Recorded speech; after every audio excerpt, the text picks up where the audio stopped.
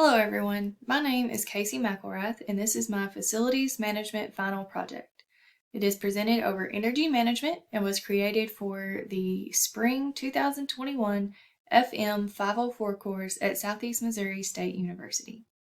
During this presentation, I'm going to tell you a little bit about myself, discuss the electric industry, energy sources, energy management, the importance of energy management, relevant factors of the industry, and other notable elements before we conclude.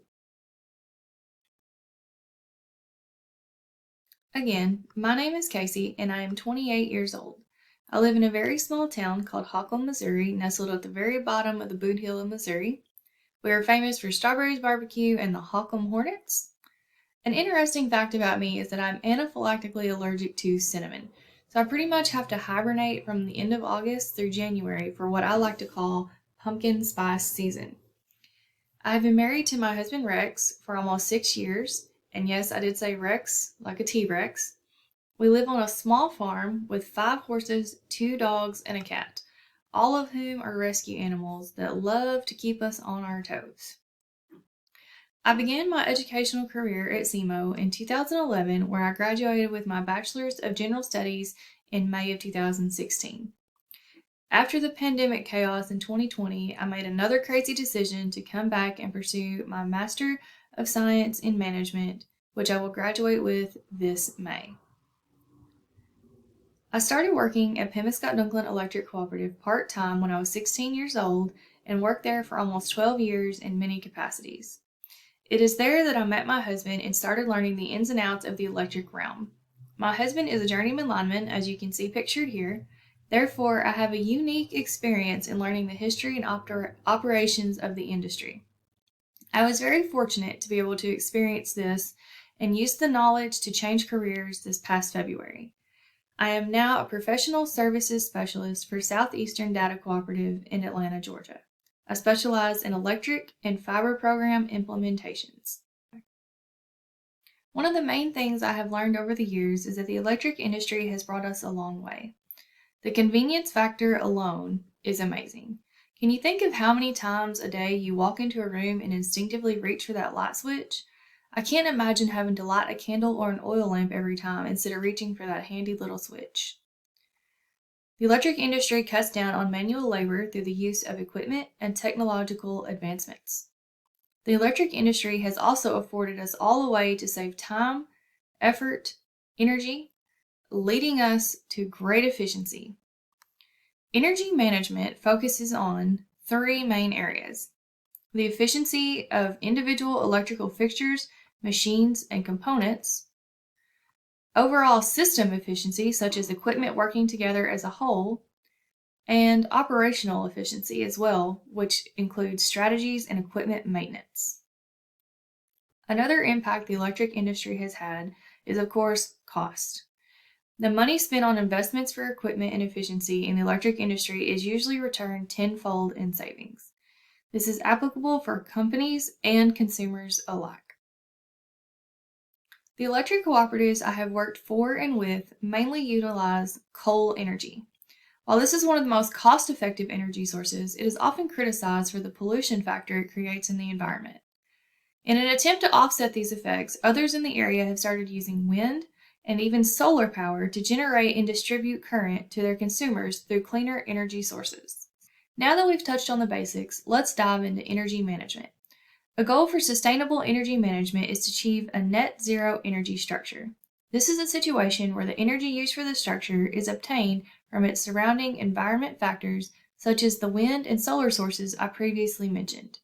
Of course, this is dependent upon the climate conditions where the structure is located in order for them to utilize renewable energy sources and store energy most efficiently. The amount of power used can be broken down into consumption and demand. Consumption is the total amount of energy used over a monthly period. Demand is the average highest amount of energy used, or the peak demand a facility uses over a 15-minute interval. The period of time when demand is the highest is called on-peak demand. During on-peak hours, electric company will charge the highest rate per kilowatt hour to their consumers. The period of time when demand is the lowest is called off-peak hours.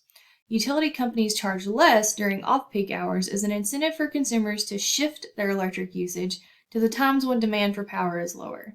This usually applies to commercial consumers, but sometimes if a home or structure is large enough, it will apply to residential as well. An electric company must prepare for the peak demand required to provide electric to their consumers.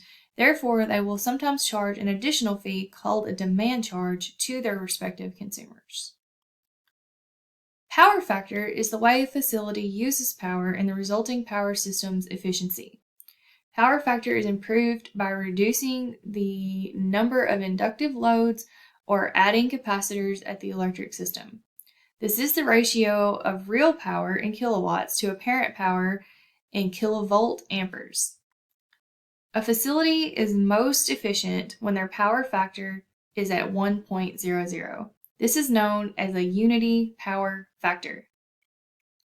If a facility has a low power factor, it is demanding more useful power than it's actually using to work, which means that its low power factor can actually increase the facility's carbon footprint.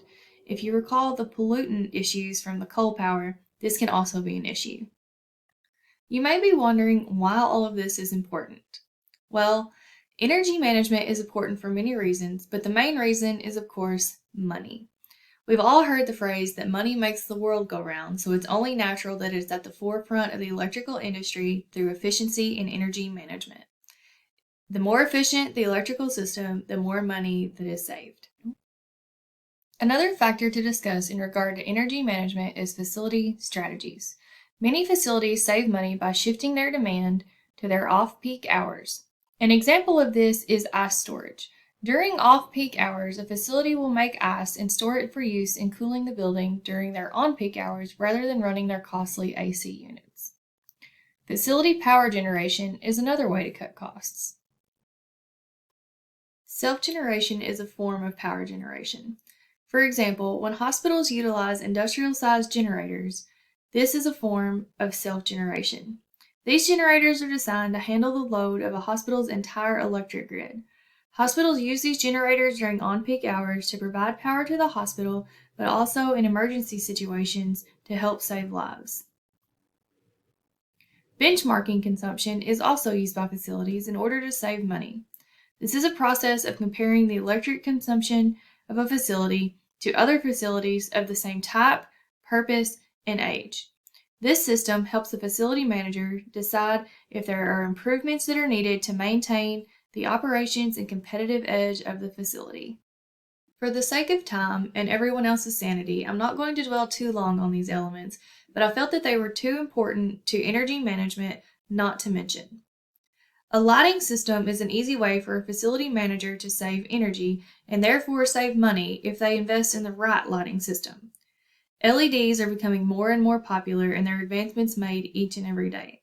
Not only do they save money, but they've also been proven to boost productivity in schools and workplace settings.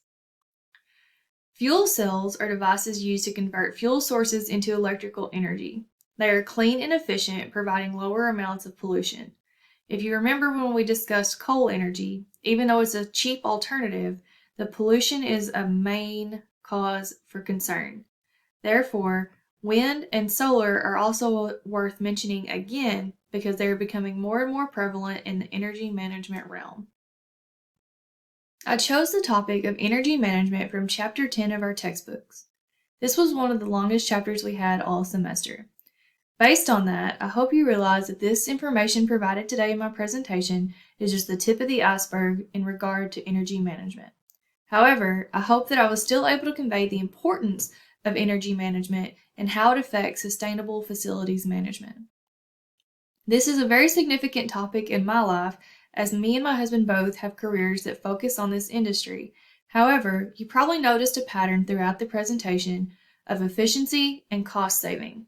It is extremely important that these two go hand in hand. You could spend a lot of money on this without that return if you do it incorrectly. That's what management is all about, learning the right way to do things. I thank you for your time and attention, and I hope that you enjoyed this presentation. I'm sorry that I'm not able to open the floor up for questions. However, there is a treasure trove of information out there, not only on energy management, but the renewable energy sources that can also be utilized to supplement the information I provided you today. Interestingly enough, there is a coal-based power plant between my home and the campus in Cape Girardeau. There is a power plant in New Madrid, Missouri that I have been fortunate enough to tour and learn how they produce and distribute electricity from the beginning of the process in mining the coal all the way to you flipping that light switch. Well, I guess we should end with that bill you receive, everyone's favorite part.